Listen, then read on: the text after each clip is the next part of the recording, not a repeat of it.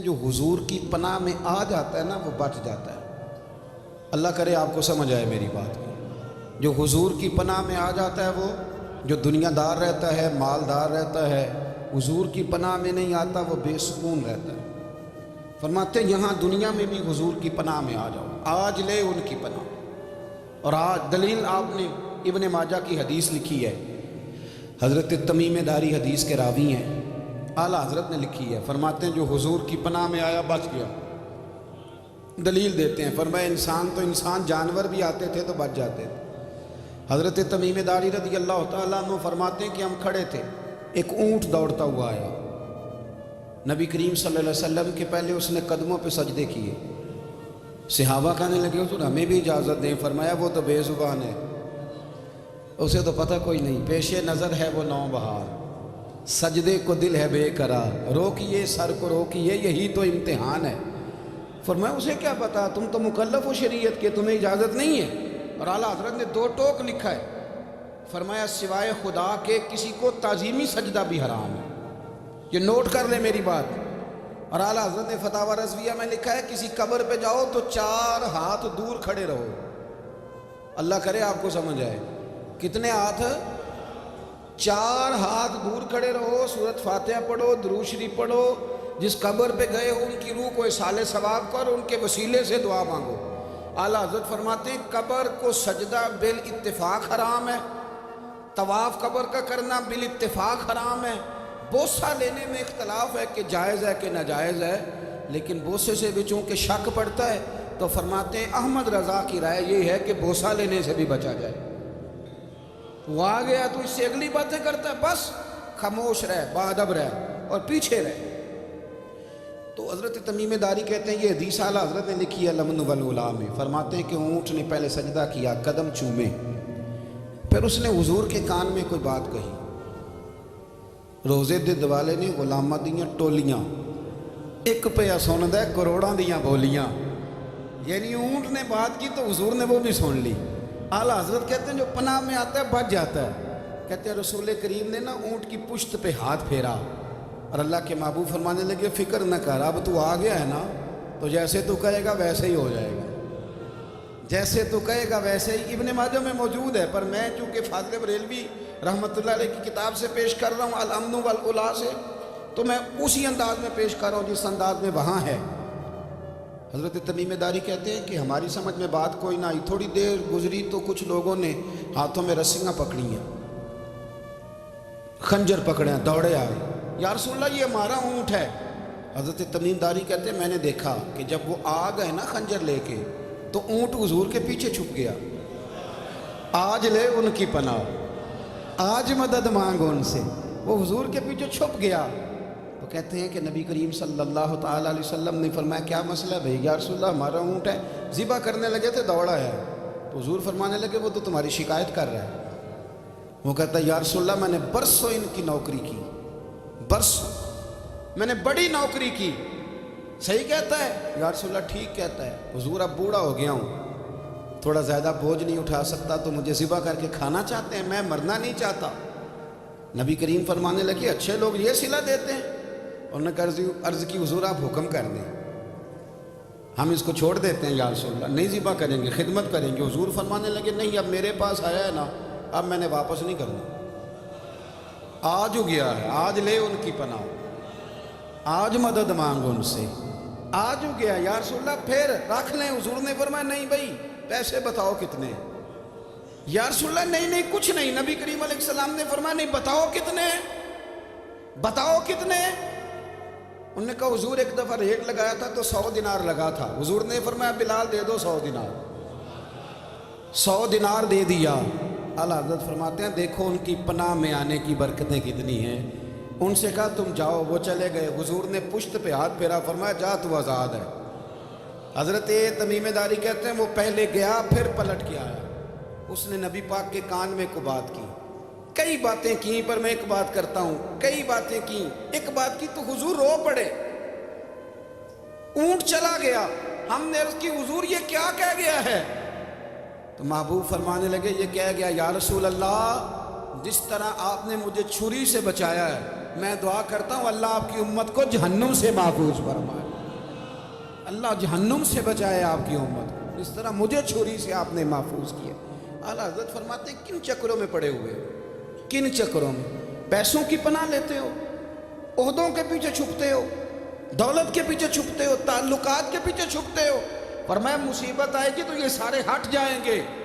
اگر پناہ لینی ہے تو مدینے والے محبوب کی پناہ لو، دروازہ رسول پہ آؤ، نبی کریم کی بارگاہ میں جھکو، حضور سے پیار کرو۔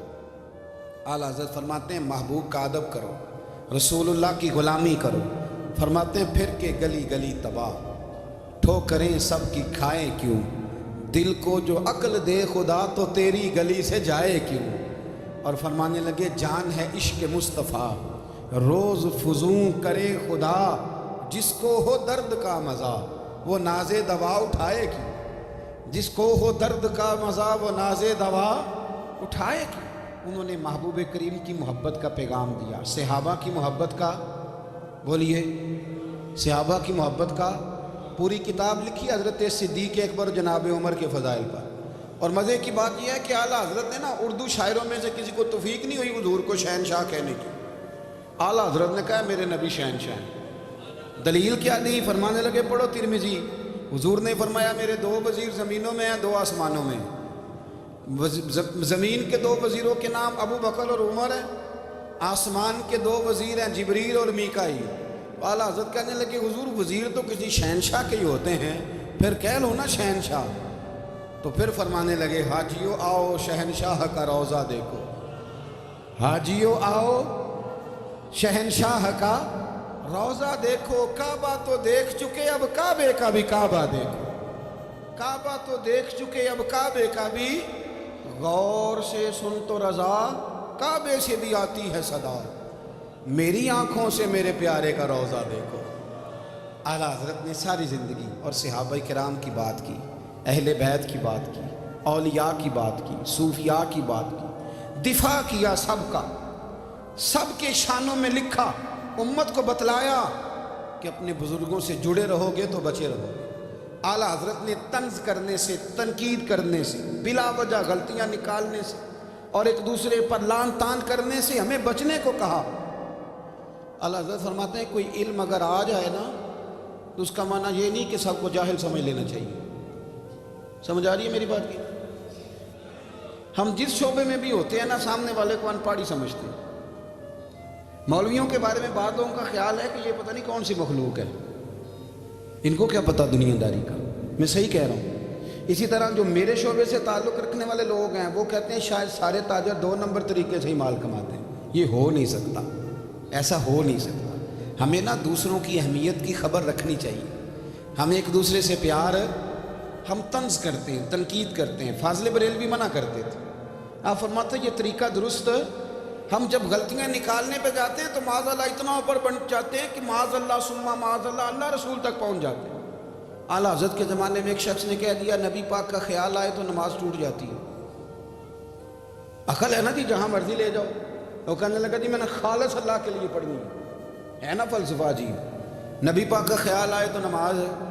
اعلیٰ حضرت فرمانے لگے تو بڑا ہی پاگل ہے، جب تو کہے گا السلام علیکہ ایھا النبی، خیال آئے گا کہ نہیں؟ فرمانے لگے تو بڑا ہی نادان ہے، جب تو کہے گا اللہم صلی علی محمد وعلی، خیال آیا کہ نہیں آیا؟ فرمانے لگے تو نبی پاک کی بات کرتا ہے، نماز میں تو ابا اماں کا بھی خیال آتا ہے، ربنا اغفر لی ولوالدیّ۔ فرمانے لگے ربے کے خیال سے نہیں ٹوٹتی تو مدینے والے کے خیال سے کیسے ٹوٹ گئی؟ فرمانے لگے بڑا ہی بیوقوف ہے تو۔ اعلیٰ حضرت فرمانے لگے تو کہتا ہے حضور کا خیال آئے تو ٹوٹ جاتی ہے۔ فرمانے لگے جب تک حضور کا خیال آئے نا نماز ہوتی ہی نہیں، جب تک حضور کا خیال نہ آئے نماز ہوتی ہی نہیں، سوال ہی نہیں پیدا ہوتا۔ لوگوں نے کہا جناب وہ کس طرح؟ تو اعلیٰ حضرت فرمانے لگے اللہ نے کہا قرآن میں واقعی الصلاۃ، نماز پڑھو، یہ نہیں بتایا کتنی پڑھنی ہے، اور یہ بھی نہیں بتایا فجر کی کتنی پڑھنی ہے، یہ بھی نہیں بتایا ظہر کی، یہ بھی نہیں بتایا قیام کیسے کرنا ہے، ہمیں یہ بھی نہیں بتایا رکوع کیسے کرنا ہے۔ ہمیں پتہ کیسے پتہ چلا؟ جب صحابہ نے کہا نا رب کہتا ہے نماز پڑھیں تو کیسے پڑھیں، تو حضور فرمانے لگے سلو کما رأیتمونی اصلی، نماز اس طرح پڑھا کرو جس طرح مجھے پڑھتے ہوئے دیکھتے ہو۔ تو کہا یہ تو کیسی عجیب بات کر رہا ہے؟ کہ نبی کریم صلی اللہ علیہ وسلم کا خیال آئے. اور پھر بڑی مزیدار بات، ایک شخص نے اعلیٰ حضرت سے آ کے نا اس زمانے میں نا ایک آریہ مذہب ہوتا تھا، اب اللہ کا شکر ہے وہ کوئی نہیں. اب ویسے جو بڑے نئے نئے مذہب نکل آئے ہیں، جو آدمی جتنا پڑھ جاتا ہے معاذ اللہ وہ ایک نئی بات ہی شروع کر دیتا ہے، اور جو انوکھی بات کرے اس کے پیچھے رش بھی زیادہ ہو جاتا ہے. سٹائل ذرا ہٹ کے ہو نا جی تو ذرا ماحول جلدی بن جاتا ہے. تو وہ آریہ مذہب تھا، تو وہ ایک آریہ آ گیا اعلیٰ حضرت کے پاس، آ کے کہنے لگا کہ فرض کی اہمیت زیادہ ہے کہ سنت کی؟ تو اعلیٰ حضرت فرمانے لگے بھئی اہمیت تو فرض کی زیادہ ہے. تو کہنے لگے آپ کا وضو تو پھر سنت سے شروع ہوتا ہے. وضو میں پہلا فرض ہے منہ دھونا، اور آپ سب سے پہلے ہاتھ دھوتے ہیں، یہ بھی سنت. ناک میں پانی ڈالنا یہ بھی، کلی کرنا یہ بھی. میری بات کی سمجھ آ رہی ہے؟ اس نے کہا یہ آپ عجیب لوگ ہیں، فرض اگر بڑا ہے تو پہلے فرض ہونا چاہیے تھا. سمجھ آ رہی ہے میری بات کی؟ لوگ دین پر بڑے بڑے مختلف اعتراضات کرتے ہیں نا. اس نے کہا جی پہلے ہونا چاہیے تھا فرض. تو منہ دھونا فرض ہے، آپ نے گھٹنوں تک ہاتھ دھوئے، اب یہ جو آپ نے ہاتھ دھوئے یہ بھی سنت، کلی کری تو وہ بھی سنت، ناک میں پانی ڈالا تو وہ بھی سنت. تو اب تو چوتھے نمبر پہ فرض ادا کر رہے. تو اعلیٰ حضرت فرمانے لگے تم اصل میں محبوب کا غلام نہیں نا. ہاں تجھے کیا پتا ہو یہ بات کیا ہے؟ تو بیٹھ جا، ہم سے سن، ہم تجھے بتاتے ہیں. اس نے کہا جی کیا مطلب؟ فرمانے لگے یہ محبوب جو ہے نا ہمارے، یہ ہمیں بڑی جگہوں سے بچاتے ہیں، یہ بچا بچا کے فرائض تک لے جاتے ہیں. کیا مطلب؟ کہنے لگے حضور نے ہمیں کہا ہے کہ پہلے نا ہاتھ دھو لو، پتہ چل جائے پانی زیادہ گرم تو نہیں، منہ جالی نہ جائے، پہلے نا دیکھ لو. فرمایا پھر ناک میں ڈال کے پتہ کرا لو کہ اس میں سے بدبو تو نہیں آتی. سنت بھی ادا ہو گئی، پتہ بھی چل گیا بو تو نہیں آ رہی. اور فرمایا پھر منہ میں ڈال کے چکھ لو کہ بد ذائقہ تو نہیں. اب یہ 3 سنتیں ادا کر کے تم فرض ادا کرو گے تو اللہ بھی راضی ہوگا، اللہ کے رسول بھی راضی ہوگا. اور رضویہ میں اس مضمون کو بیان کرتے ترمذی شریف کی وہ حدیث نقل کرتے ہیں. آپ فرماتے ہیں مسلمانوں اس حدیث کو یاد کر لو، اگر تم اسے یاد کرو گے تو مضبوط ہو جاؤ گے. حدیث کیا ہے؟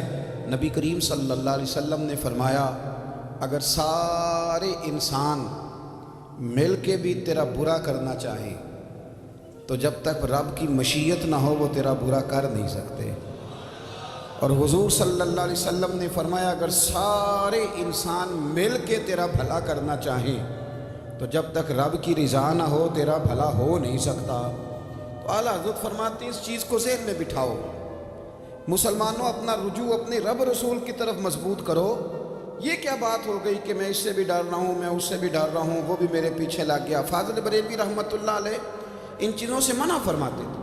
وہ کہتے تھے یہ توہمات ہیں، اوہام پرستی ہے، ہمیں ان چیزوں سے ہمیشہ بچنا ہے، اپنی آنے والی نسلوں کو بچانا ہے. فرمایا کرتے تھے رب کی رضا پہ جو راضی رہتا ہے اللہ اسے سکون والی زندگی عطا فرماتا ہے.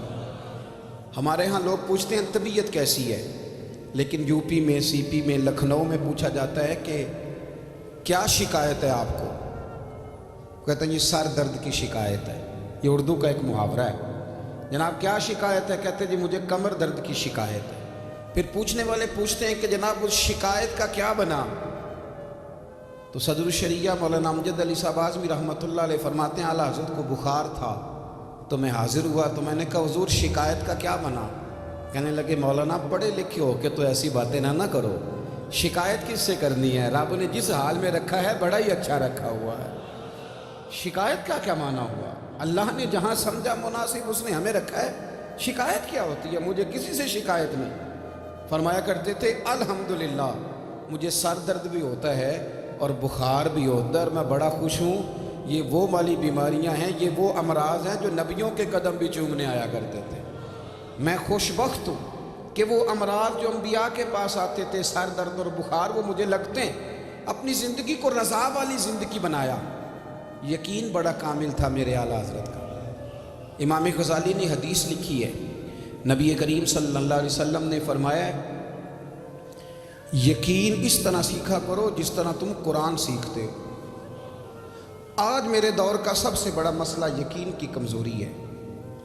مسلمان کچی پکی سوچیں سوچتا ہے، کمزور کمزور جملے بولتا ہے، اس کو دنیا داروں کے وعدوں پر اعتماد جلدی ہوتا ہے.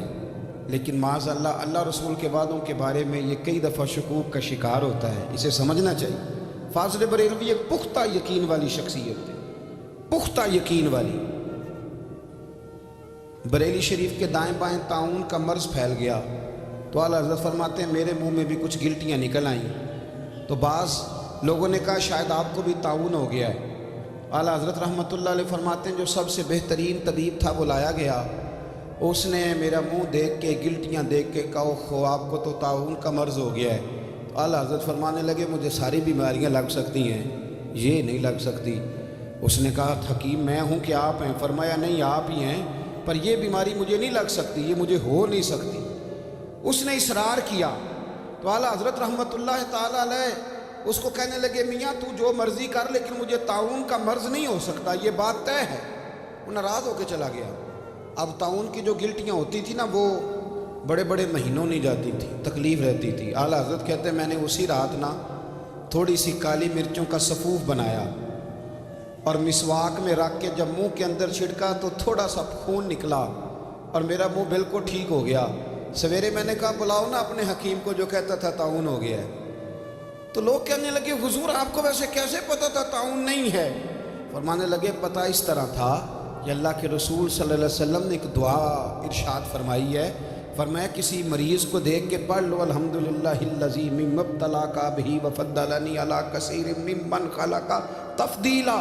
حضور نے فرمایا کسی بیمار کو دیکھ کے، مصیبت والے کو دیکھ کے یہ دعا پڑھو، تم اس مصیبت میں شکار نہیں ہوں گے۔ فرمانے لگے میں نے طاعون کے مریض کو دیکھ کے دعا پڑھ لی تھی، تارے ٹوٹ سکتے ہیں، چاند گر سکتا ہے، سورج اپنی جگہ چھوڑ سکتا ہے، پر مدینے والے محبوب کی بات غلط نہیں ہو سکتی۔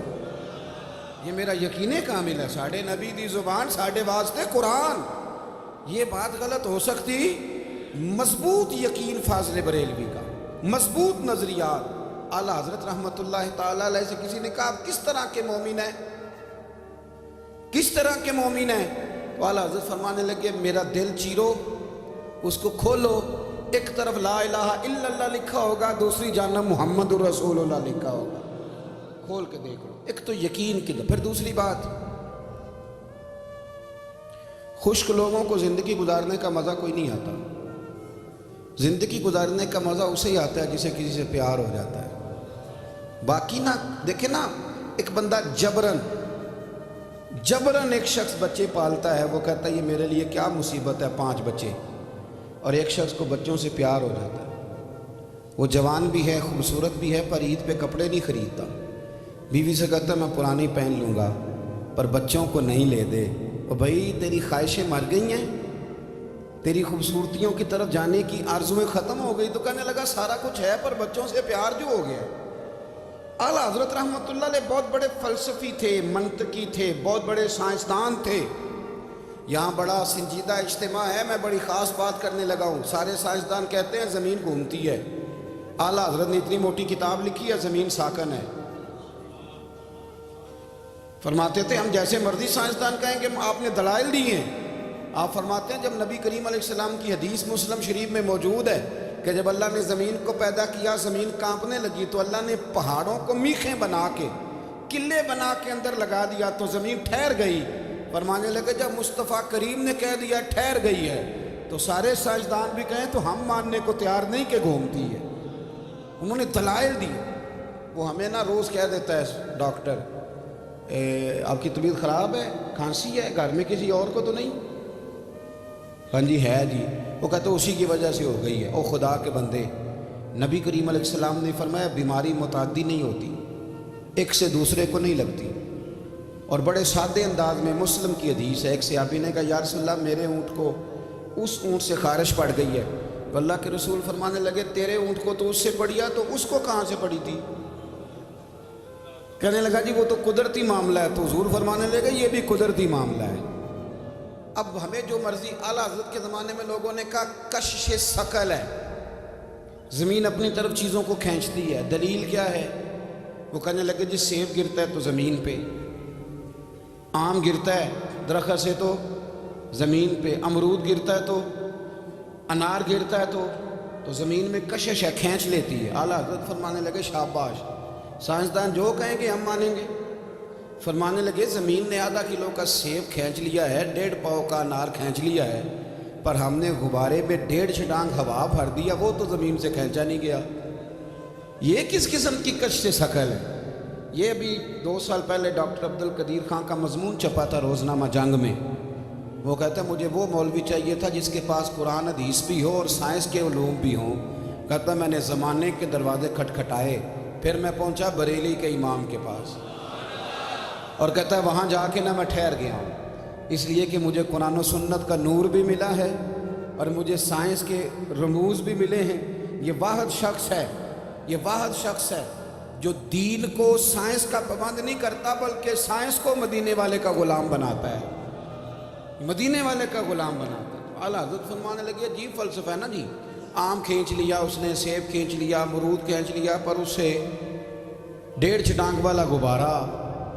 تو لوگوں نے کہا حضور پھر مسئلہ کیا ہے؟ آپ فرمانے لگے مسئلہ یہ ہے کہ ہر چیز اپنی اصل کی طرف لوٹ جاتی ہے، ہر چیز اپنی، سیب، امرود، انار زمین سے پیدا ہوتے ہیں تو زمین پہ گرتے ہیں، ہوا کی اصل اوپر ہے، اس لیے جب غبارے میں ہوا بھریں گے تو ہوا اس کو اوپر لے جائے، ہاں جب اس سے ہوا نکل جائے گی تو پھر غبارہ جو جس کی اصل ہوتی ہے ادھر لوٹ جاتا ہے۔ انسان مٹی سے بنا ہے تو جاتا کہاں ہے؟ مٹی دیں مٹی رہنا ہی ایویں کا دی بلے بلے، اج مٹی دے اتے بندے آتے کل مٹی دے تھلے۔ تو اعلیٰ حضرت رحمت اللہ تعالیٰ علیہ نے نا اپنے سارے علوم کو نبی پاک کا غلام بنا دیا۔ آپ فرمایا کرتے تھے آج لے ان کی پناہ، آج مدد مانگ ان سے، کل نہ مانیں گے قیامت میں اگر مان گیا۔